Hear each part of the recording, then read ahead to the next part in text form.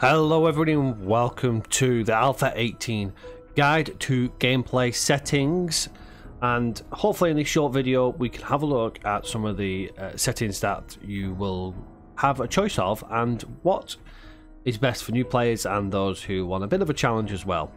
Now, the reason why I'm doing this is we've had some comments about some of the settings in previous versions of the game and on previous videos as well, so I thought I'd do a quick video for those who have asked for it. Plus also it might be useful for those of you who are still unsure about what each of the things are. Now, anybody who's run a server will actually have more of an idea of the settings, because the server side does tend to give you a bit more of an explanation and kind of what they do, whereas when you're playing the client side like most of us do, it doesn't give you any examples or anything like that as to what you're actually changing the settings for. So this is what we're going to go into today. We'll brush over some of the things that you will probably know, but we'll cover that just in case you don't, and we will be covering hopefully things that you may not know, or some ideas as well on what you can and can't do.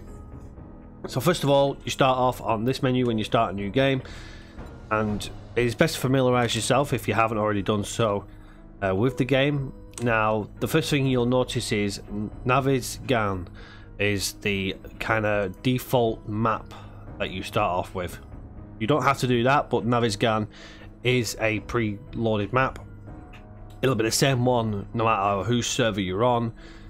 It's set size as well. It's a fairly good size to start off with, and you do have a couple of choices from here. Obviously, your game name is whatever you want to call it. So if you move on over, you get the new random world. You get a generated world name, which if you start changing the size of it, you'll see it'll change. And obviously you can start putting in seeds as well. Whatever seed you want to do, if you want to call it a name, it will change the world name as well. There is some mechanics behind all that, but seeds and stuff like that isn't my forte, unfortunately. Now that's 8,192 by 8,192. Now if you notice, when we had Navezgane, it was slightly smaller, so you're getting a slightly bigger map. However, we do have a few more options from there. We do have these game worlds here, which give you much bigger game sizes, but these are pre-generated as well. And we got two of the larger ones. Well, all three are bigger than the normal Navezgane. So it's the pre-gens as well. So that's what you've got. That's the option you have there. So that's the kind of game world. If you want a completely random one, you obviously want to set a new random one for these presets. Server visibility. If you want to play with your friends, you can have it completely not listed if you want to play on your own. Your friends only, and public. Now, it's set to default as public, and the reason why you know that is because, as you can see, when I changed it, it went white. Everything in yellow are things you have changed. Password, I don't need to obviously explain the password, and max players is obviously what you set it to. The standard is 8 players, yep, 8 players. But all relatively simple. Basic settings, right. Difficulty settings. What is insane? Well, as you can see, it does give you now an example. If you didn't know that previously, they have changed it. I don't know which one it was changed to, but it does give you an option now. So if you are brand new to the game, then obviously stick it to scavenger. I think adventure is the default. It actually tells you it's the default as well. Drop it down to scavenger if you are new. The adventure one is still quite difficult if you're new to the game, so make sure you change that. 24-hour cycle. Well, excellent. It does tell you now how long it takes for 24 hours to pass in game. So it'll take, on my settings, 120 minutes for a 24-hour cycle to move. What that means is you will have a longer day, but you'll also have a longer night, and we'll have a look at that on the next setting. So you want to bear in mind, okay, yeah, you'll have longer days to do stuff, but you will have a longer night to try and survive at night, and obviously zombie night speed and stuff like that does come into effect there, and especially as you play later into the game. Daylight length. How many hours the sun shines per day? Out of 24 hours, how many of them hours are going to be day or night cycle? Now, in a client side of things, you're restricted to 18 maximum. You can change that if you've got a server. We set it to 20, so there's only 4 hours of night time, I believe, that we set it to. But that's down to yourself. I recommend keeping it to 18. Anything less is a challenge. If you want a challenge, go ahead and play the challenge. However, don't be doing that when you're first starting out. Trust me, you need as much daylight as you can get. I will move everything over to the default so you can see what the default is as we go along. Blood moon frequency, how often the 7 days blood moon will take effect. Now, the game developers here kind of messed up slightly with the 7-day setting. The original 7 days to die was actually set on the poison you get. So when you got an infection, you had 7 days to find a cure and it would kill you. Now, I don't know whether they've decided actually we're going to do the blood moon as the 7 days to die theme, but the original one was the actual infection you got. Blood moon range. As you can see, this will mean it will either happen on the day, if it's set to 0. 3 would mean that it could happen up to 3 days later than normal, so it makes it a bit more random. And you can have it up to 20 days. So that will completely randomize between the 0 to whatever days you've set. Blood moon warning, when you get the blood moon warning, you can have it completely off so you don't get any warning whatsoever. If you want a really difficult game, then you can have this completely randomized. You can actually disable it completely.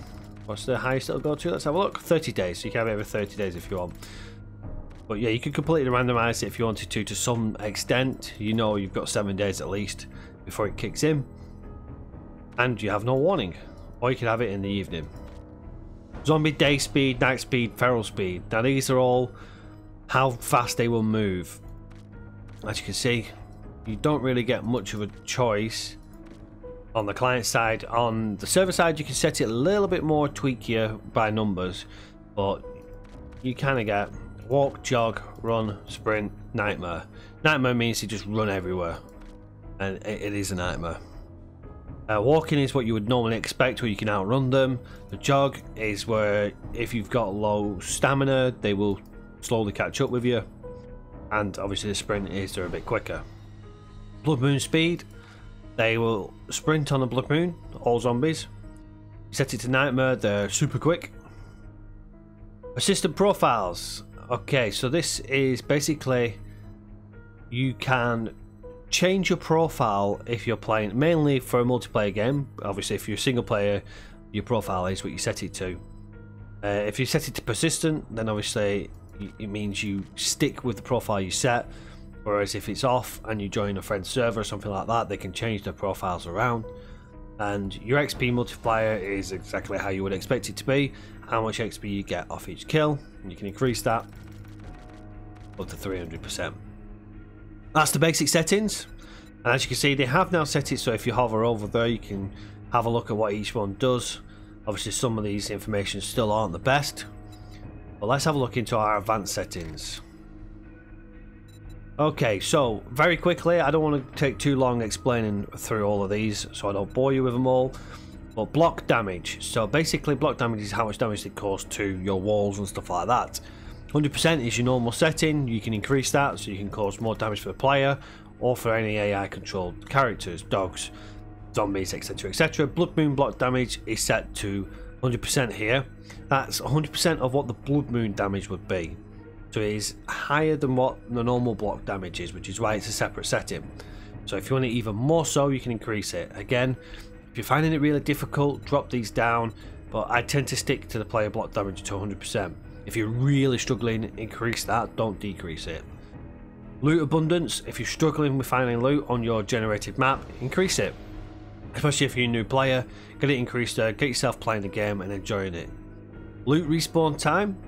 So this is how often the loot will respawn in areas. Now if you're within a certain area, I can't remember the exact range it is, but there is a certain range where you are near a building that has loot, it may not respawn.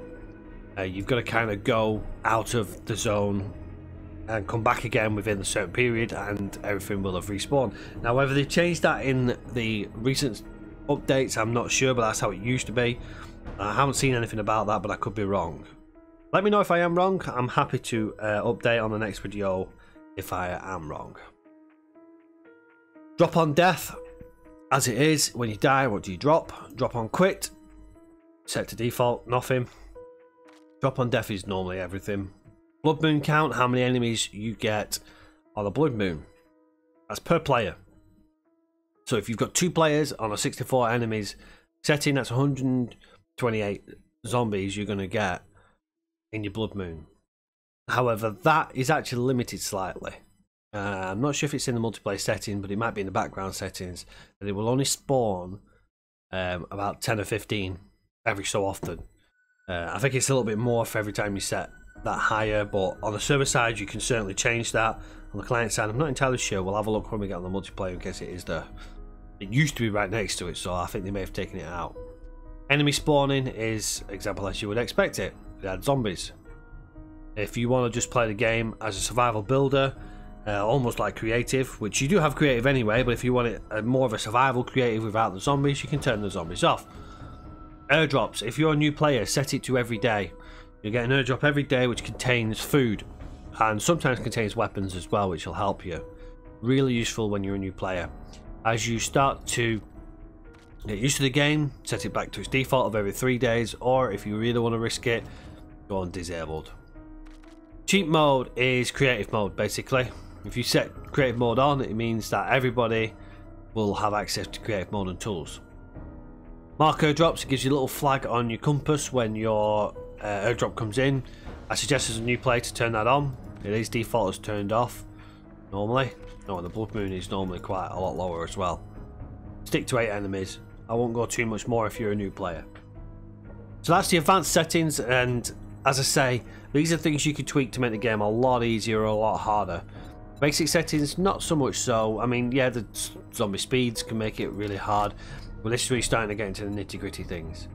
Multiplayer, what can we do on multiplayer? Well, multiplayer is all about you and the other players. And as expected, the settings where we were looking on the Blood Moon count, how many spawning at any one time, isn't in the multiplayer, so it must be set in the background. But what do we get as multiplayer? Well, player killing. Can you kill people? Set to kill strangers only. Keep it as that if you're going to be playing with a few of you. This means if you're not an ally and somebody comes in, you can kill them and they can kill you. Claim size, you get a little claim block. When you pop the claim block down, that kind of sets you to your area that nobody else can touch. I tend to not change that, but you can change it if you want a bigger or smaller area where you can claim.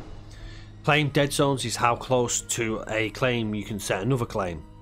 So if you've got people who want to be building close together, drop this down. 30 blocks is actually quite a large distance when you think about it. Claim duration, so how long until somebody comes online does their claim disappear. So if they're off for more than 3 days, their claim will disappear and people can mess around with it. And then obviously you got the decay as well. And that's basically, if you've ever played Rust or something like that, after 3 days it'll start to get weaker and obviously make it easier for players to break down. And then you've got the online and offline settings. So if you want a player to have just normal damage control on your claims whilst you're fighting and stuff like that, but then they're offline and you want to set it so that they're not going to get ganked or their base is destroyed, you can tweak these around. So you can have it set to just 1 times. So while you're online, you're just going to get the normal strength. Offline, you can have 4 times the strength. Means players can still break it, but it's 4 times stronger. Same with bedroll, dead zone. How close to a bedroll can you set another bedroll? And 15 blocks, it's just set to default. And obviously duration, how long that bedroll will last. Same as the claim dead zone. Claim duration is your bedroll duration as well. Party shared kill range, I tend to increase this. If you're playing with other players, increase it so you're not worried about when they wander off and do stuff. 10,000 meters is quite a distance. We always get shared XP all the time. If you want a bit more realistic, then obviously drop it down to 100 meters. But that is very close, and it's yeah, you're not going to get much out of that really. Game port, we don't really worry about the game port unless you're having issues with your connection and your network, which will obviously be explained by your network settings there. So that's everything you need to know about the Alpha 18 gameplay settings. Hopefully this has made it a little bit easier for you if you have struggled with the settings in the past. As I said, they've now put it so you've got these little handy little reading things, but the last thing you want to do is try and read each one of these every time you want to change something. So sometimes as somebody's reading through it, you could be going through as well. hopefully it's been useful for you. And on the next episode, we will be looking at some horde-based constructions. I know I've mentioned this in a previous episode and we never got around to doing it. We have done one now and it is currently being edited, so hopefully we'll have that up soon for you if it's not already up. And hopefully we can have a look at some of the kind of layouts you can have for a horde base. But until next time, everybody, take care for now, and I'll see you all on the next one. Bye bye for now.